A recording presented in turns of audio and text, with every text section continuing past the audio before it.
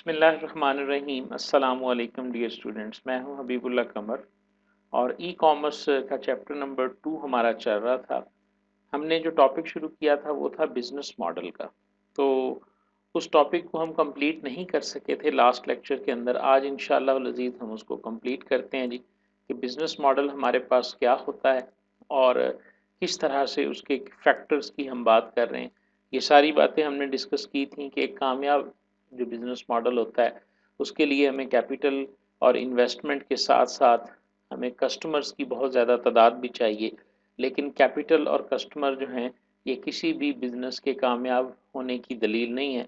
हमें इन सब चीज़ों के साथ एक प्लान्ड बिज़नेस मॉडल भी चाहिए होता है।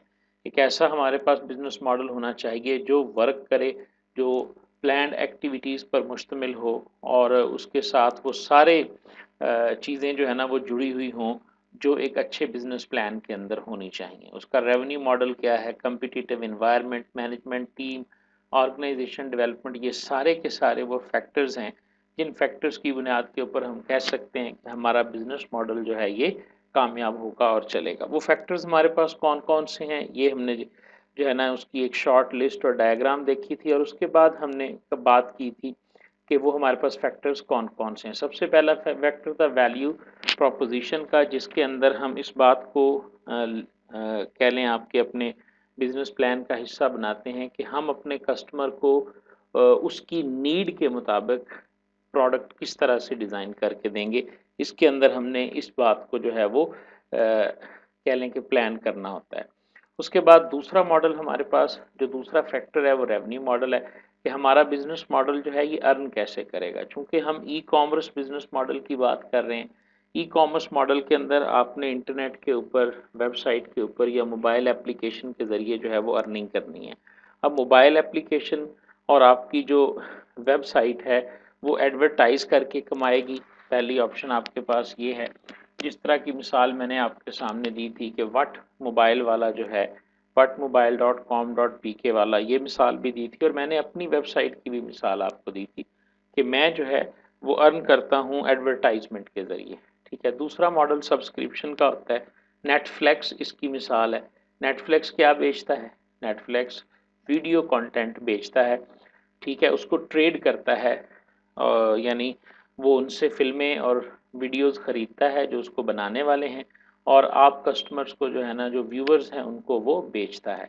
लेकिन वो कैसे कमाता है? वो सब्सक्रिप्शन से कमाता है। उसने मंथली सब्सक्रिप्शन फ़ी रखी हुई है, वो आपसे लेता है और आप उसको एक्सेस कर सकते हैं। ट्रांज़ैक्शन फ़ी, कुछ बिज़नेस एक्टिविटीज़ ऐसे हैं कि जो बायर और सेलर के दरमियान जो है ट्रांज़ैक्शन करवाते हैं और उनसे पर ट्रांज़ैक्शन जो है वो फ़ी चार्ज करते हैं। आमतौर पे ऐसी सर्विसेज़ जो हैं ये बैंकर या फाइनेंशियल इंस्टीट्यूशन जो हैं वो इस तरह की सर्विसेज जो हैं वो ऑफ़र कर रहे होते हैं। ई बे इसकी मिसाल है और ई ट्रेड जो है वो इसकी एक मिसाल है। ये सारी वेबसाइट्स के नाम हैं ये जो आपको नज़र आ रहे हैं।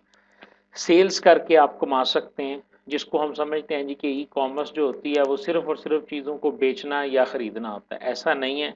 कोई भी बिज़नेस और अर्निंग एक्टिविटी जो मोबाइल एप्लीकेशन की मदद से, जो इंटरनेट की मदद से या जो वेबसाइट की मदद से आप कंडक्ट करते हैं, वो सारे ई कॉमर्स के ज़ुमरे के अंदर आते हैं। आखिरी ऑप्शन आपके पास है एफिलिएट की। एफिलिएट मार्केटिंग क्या है? इसे इंटरनेट की दुनिया में कहते हैं रेफरल करना। रेफर करना, ये देखें लिखा भी हुआ है रेफरल्स। प्रोडक्ट अमेज़न की है, प्रोडक्ट आपके पास जो है वो अली एक्सप्रेस की है, प्रोडक्ट जो है वो दराज वालों की है। आप अपने चैनल से, वो चैनल आपके पास वेबसाइट हो सकती है, मोबाइल एप्लीकेशन हो सकती है, सोशल मीडिया का कोई आपका पेज हो सकता है, इंस्टाग्राम का आपका पेज हो सकता है। किसी भी अपने रिसोर्स से जब आप किसी कस्टमर को उस वेबसाइट पे लैंड करवाएँगे, उधर आप भेजेंगे और वो वहाँ से उस चीज़ को खरीदेगा, तो आपको उसके पैसे मिलेंगे। ये जो कॉन्सेप्ट है ये एफिलिएट मार्केटिंग है। आजकल आपने बहुत नाम सुना होगा कि लोग अमेज़न से लाखों रुपए कमा रहे हैं जी। लोगों ने, आपने वीडियोज़ भी देखी होंगी, तो अमेज़न के ऊपर जो लोग कमाते हैं वो एफिलिएट मार्केटिंग से ही कमाते हैं। अमेज़न दुनिया का सबसे बड़ा ई-कॉमर्स स्टोर है। तो वो वहाँ की प्रोडक्ट्स जो हैं वो डिफरेंट लोगों को अपने थ्रू बेचते हैं। उन्होंने अपनी वेबसाइट बनाई होती हैं, अपना जो है वो फेसबुक की कोई ना कोई एंटिटी बनाई होती है, बहरहाल वो अपनी किसी एंटिटी से जो है वो रेफरल रेफर करते हैं क्लाइंट को अमेजोन पे, अमेजोन उनको चीज़ें भेजता है और उनको कमीशन मिलता है। ये था जी। उसके बाद हमारे पास है मार्केट अपॉर्चुनिटी। मार्केट अपॉर्चुनिटी से क्या मुराद है कि कंपनी की इंटेंडेड मार्केट स्पेस क्या है। मार्केट स्पेस हो सकता है आपके लिए नया लफ्ज़ हो। मार्केट स्पेस और मार्केट प्लेस एक ही लफ्ज़ है। मार्केट प्लेस जो होता है ये ट्रेडिशनल मार्केट के अंदर होता है, लेकिन इंटरनेट की दुनिया के ऊपर जो है, क्योंकि हम आपको याद होगा साइबर स्पेस का नाम सुनते हैं आप, तो ये मार्केट स्पेस कहलाती है जो इंफॉर्मेशन टेक्नोलॉजी के इंफ्रास्ट्रक्चर के ज़रिए बिल्ड होती है मार्केट, उसे मार्केट स्पेस कहते हैं। तो ये कितनी है, ये पूरी दुनिया है, ठीक है।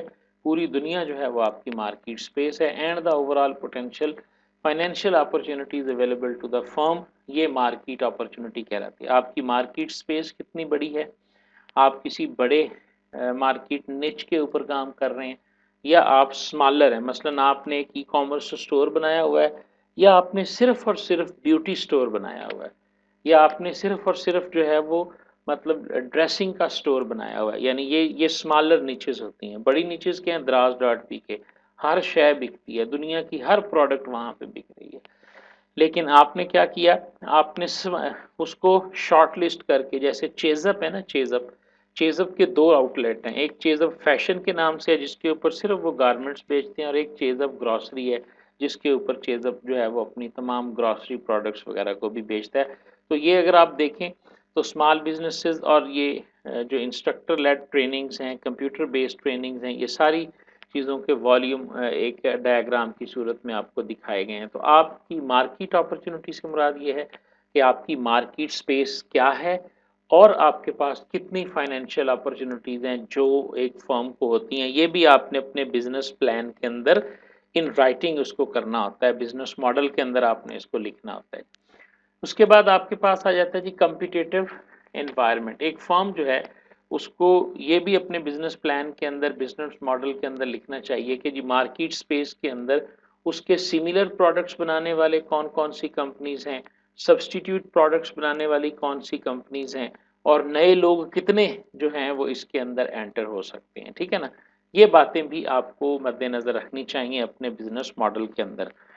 फ़र्ज़ करें जी, मैं सोचता हूँ जी कि मैं मोबाइल की एक वेबसाइट बनाता हूँ और मोबाइल वहाँ से बेचना शुरू करता हूँ, तो मुझे देखना चाहिए कि जी मोबाइल की कुछ सब्स्टिट्यूट प्रोडक्ट तो नहीं होती। तो हम जानते हैं कि मोबाइल की तो कोई सब्स्टिट्यूट प्रोडक्ट नहीं है।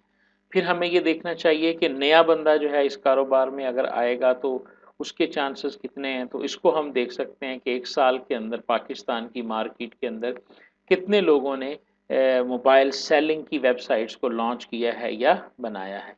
फिर हम इसके अंदर देख सकते हैं जी कि हमारे पास जो भी न्यू एंट्रेंट्स आते हैं, जो कम्पिटिटर्स आते हैं, उनमें जो एक्टिव कम्पिटिटर्स हैं वो कौन-कौन से हैं। देखो मार्केट में आना, ई कॉमर्स स्टोर को शुरू करना, ये बड़ा मैंने शुरू में भी हिस्ट्री में भी बताया था, पाकिस्तान में भी और अब्रॉड भी हर जगह पे, हर मुल्क में ये होता है कि जब कोई ट्रेंड चलता है ना तो सारे लोग उसकी तरफ आते हैं।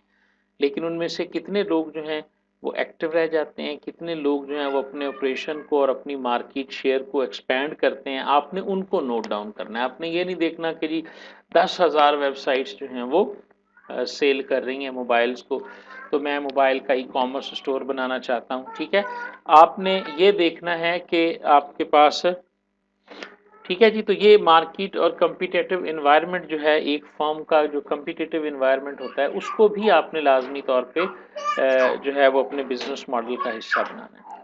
उसके बाद आ जाता है कम्पिटिटिव एडवांटेज। आप कौन सा कम्पिटिटिव एडवांटेज लेके मार्केट के अंदर आ रहे हैं, यानी आप अपने बिजनेस मॉडल में लिखोगे कि हमारे बिजनेस मॉडल को ये कम्पिटिटिव एडवांटेज हासिल होगा, ठीक है। कितने तरीकों से कम्पिटिटिव एडवांटेज आप ले सकते हैं। आप मतलब कोई ऐसी प्रोडक्ट लेके आ रहे हैं जो दूसरी एग्जिस्टिंग जो प्रोडक्ट्स हैं उनसे बहुत बेहतर है, सुपीरियर प्रोडक्ट आप लॉन्च कर रहे हैं, फिर तो समझ में आती है बात। या आप अपनी जो प्रोडक्ट्स है वो लो प्राइस पे, लोअर प्राइस के ऊपर, जैसे आजकल स्मार्टफोन का ज़माना है, क्योंकि आजकल एग्जांपल्स इसी तरह की हैं, वैसे तो कोई भी एग्जांपल दी जा सकती है। स्मार्टफोन का ज़माना है जी, आप ऐसा ब्रांड लेके आते हैं जो सबसे सस्ता है और कंपटीशन में भी बेहतर है, ठीक है ना जी। आजकल 4 GB का मोबाइल जो है वो तकरीबन 25,000 की रेंज में मिलता है। आप उसी लेवल की कंपनी कोई लेकर आते हैं चाइना से और उसको आप ले आते हो 20,000 के अंदर। तो इस तरह, या आप इस तरह का मोबाइल लेके आते हो कि जिसकी क्वालिटी ही जो है वो सैमसंग लेवल की है, सुपीरियर क्वालिटी है। तो ये सारी बातें आपने अपने बिजनेस मॉडल के अंदर जो है वो प्लान करनी है। ठीक है।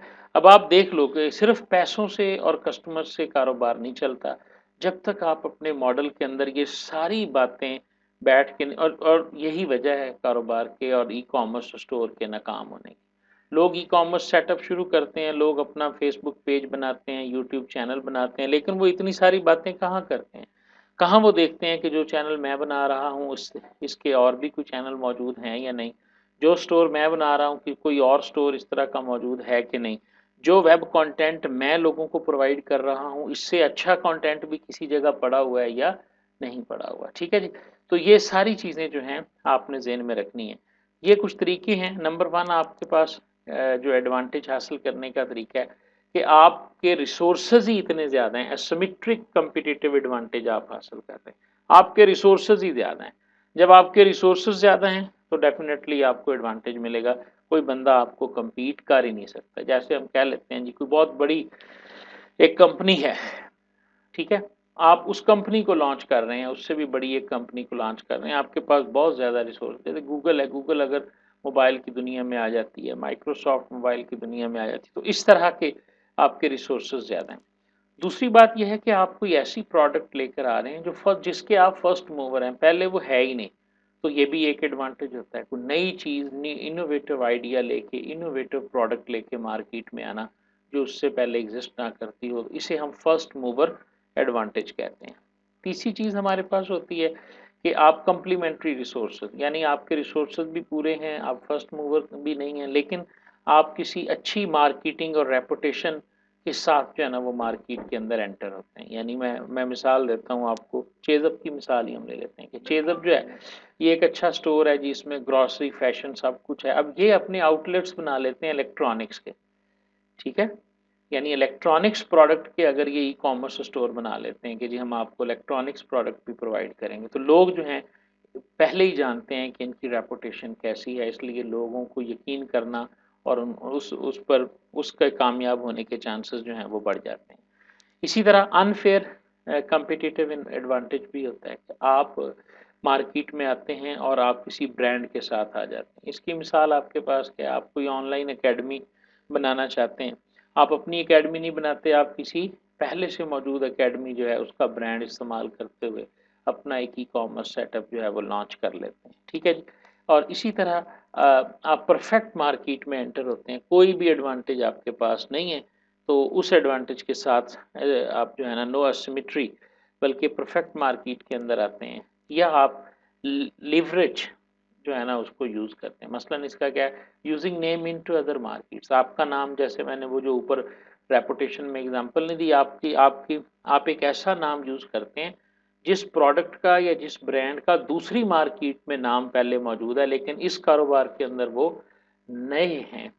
तो उस सूरत में भी आप देख सकते हैं कि आपको जो है ना वो कामयाबी मिलने के चांसेस ज़्यादा हैं। सैमसंग जो है आप देखें मोबाइल स्मार्टफोन में बड़ा एक्टिव है। सैमसंग ने जब टैबलेट बनाई थी तो सैमसंग के नाम की जब टैबलेट लॉन्च की गई, आज भी तकरीबन मेरे ख्याल में आईफोन के बाद सबसे महंगी टैबलेट जो है वो सैमसंग की है। यानी एक मार्केट में आपका नाम नहीं है, आप दूसरी मार्केट्स में जो हैं वो काफ़ी पॉपुलर हैं, और उसी का एडवांटेज लेते हुए आप किसी अपने बिजनेस मॉडल में, ये सारी चीज़ें आपने अपने बिजनेस मॉडल में लिखनी है, हमें ये कम्पिटिटिव एडवांटेज जो है वो हासिल होगा।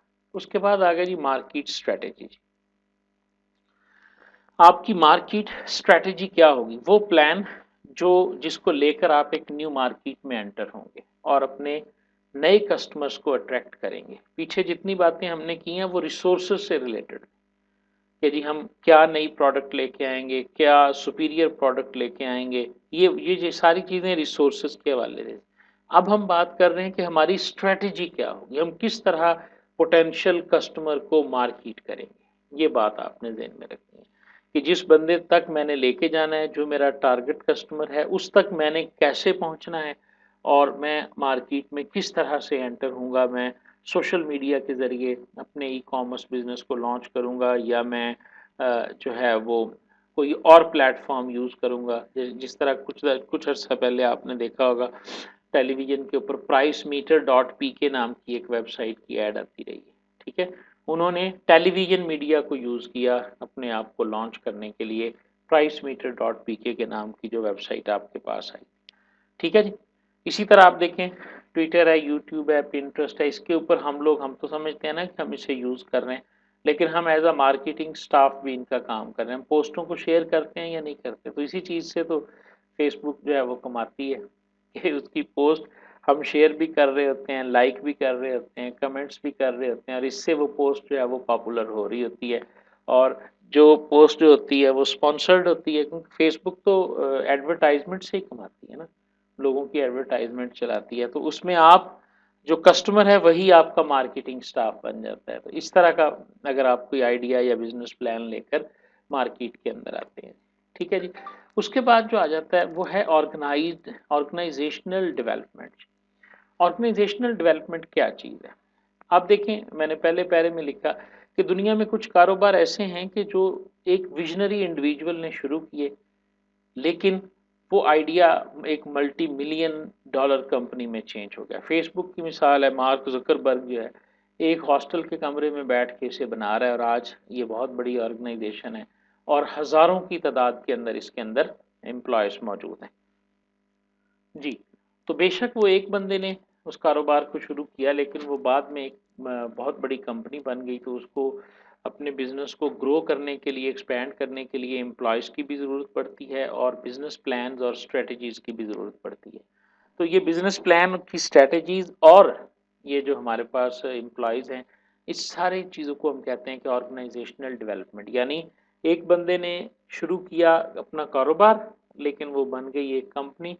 तो इसी के साथ-साथ आप अपने बिज़नेस मॉडल के अंदर ये बात भी लिखोगे कि हमारी ऑर्गेनाइजेशनल डेवलपमेंट जो है वो किस तरह से होगी।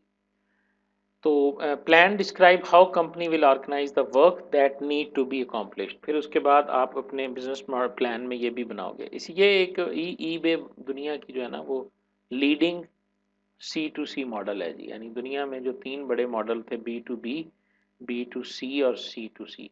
तो जो सी टू सी मॉडल था उसकी जो सबसे पहला लीडिंग है वो ई बे नाम की एक कंपनी है। ई बे का जो फाउंडर है उसने अपनी गर्लफ्रेंड, उसकी फियांसी थी, उसके लिए जो है ना उसके बिजनेस के लिए, वो डिस्पेंसर्स का कारोबार करती थी, तो उसके लिए उसने उसे एक सोल्यूशन बना कर दिया था। लेकिन जब उसने देखा कि कुछ महीनों के अंदर उसका बिजनेस वॉल्यूम बहुत बढ़ गया है, तो फिर उसे वो हैंडल नहीं कर सका था, तो उसे फिर जो है वो एक कंपनी बनानी पड़ी और एम्प्लॉयज़ को रखना पड़ा। तो आप जब अपना बिजनेस मॉडल प्लान करेंगे तो ये सारी बातें उसके अंदर पहले से ही ये लिखेंगे कि हमारे बिजनेस मॉडल में ये चीज़ें जो हैं वो किस तरह से होंगी।